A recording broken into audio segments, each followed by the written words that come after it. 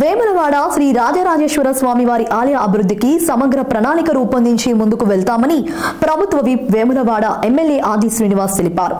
రాజన్న సిరిసిల్ల జిల్లా వేములవాడ శ్రీ రాజరాజేశ్వర స్వామి ఆలయ నమూనాలను పరిశీలించి ఆలయ అభివృద్ధి పనులపై కలెక్టర్ సందీప్ కుమార్ జూ ఆలయ అధికారులతో కలిసి ఆలయ ఈవో గెస్ట్ హౌస్ లో సమీక్షా సమావేశం నిర్వహించారు. ఈ సందర్భంగా ఆది శ్రీనివాస్ మాట్లాడుతూ రాష్ట్రంలోని అతిపెద్ద శైవ ఆలయం దక్షిణ కాశీగా పేరుగాంచిన వేములవాడ శ్రీ రాజరాజేశ్వర స్వామి భక్తులకు స్వామివారి దర్శనం వేగంగా కల్పించేందుకు మెరుగైన వసతి కల్పించేందుకు చర్యలు తీసుకుంటున్నామని వివరించారు. ఆహ్లాదకర వాతావరణం కల్పనకు చర్యలు తీసుకుంటామని తెలిపారు. ఆలయ అభివృద్ధి పనులకు శృంగేరి పీఠం పండితులు భక్తుల సూచనల మేరకు చేపట్టి ముందుకు వెళ్తామని స్పష్టం చేశారు. గత ప్రభుత్వ హయాంలో వేములవాడ రాజన్న ఆలయ పరిసరాల్లో నూతనంగా 1000 మీటర్ల పరిధిలో చేపట్టబోయే నిర్మాణాలపై ఇచ్చిన జీవో నెంబర్ 149 రద్దుపై చర్చించారు.